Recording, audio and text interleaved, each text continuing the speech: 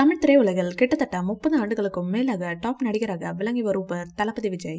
இவர் கடந்த பிப்ரவரி மாதம் தமிழக வெற்றி கழகம் என்ற பெயரில் அரசியல் கட்சி தொடங்கினார். அப்போதுதான் தற்போது கமிட் ஆகி இருக்கும் படங்களில் நடித்து முடித்துவிட்டு முழு நேரமாக அரசியலில் இறங்க இருப்பதாக கூறினார். இதை கேட்ட ரசிகர்கள் அதிர்ச்சி அடைந்தனர். சினிமாவில் டாப் இடத்தில் இருக்கும் போது விலகுவது மிகவும் அரிதாகும். அப்படி நடிகர் எம்ஜிஆர் தான் செய்தார். தற்போது தளபதி விஜயும் அதே வழியை பின்பற்றி வருகிறார். தளபதி விஜய் தனது 69வது படத்துடன் சினிமா பயணத்தை நிறுத்திக் கொள்வதாக கூறிய பின் பலர் அதற்கு பாராட்டு தெரிவித்தாலும் பெரும்பாலானோர் சோகமடைந்தனர். இதனால் ஒரே ஒரு படத்தில் மட்டும் நடித்து கொடுத்துவிட்டு போகலாமே என்று சிலர் கோரிக்கை வைத்தனர். அவர்களுக்கு ஏற்ற ஒரு தகவல் தான் தற்போது வெளியாகி இருக்கிறது.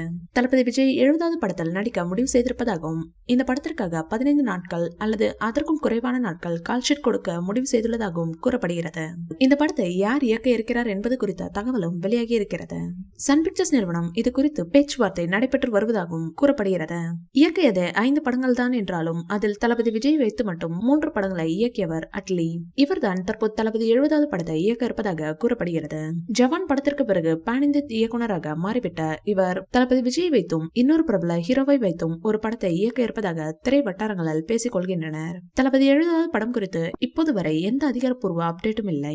2026ஆம் ஆண்டு சட்டமன்ற தேர்தலில் போட்டியிடும் நடிகர் விஜய் 2025ஆம் ஆண்டு மாநாடு ஒன்றை நடத்த இருப்பதாகவும் கூறப்படுகிறது.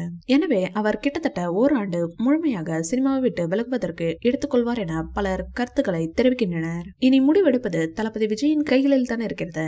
இந்த வீடியோ பிடிச்சிருந்தா லைக் பண்ணுங்க, ஷேர் பண்ணுங்க. மேலும் விஜய் சார் பற்றிய தகவல்களுக்கு எங்க சேனலை சப்ஸ்கிரைப் பண்ணுங்க.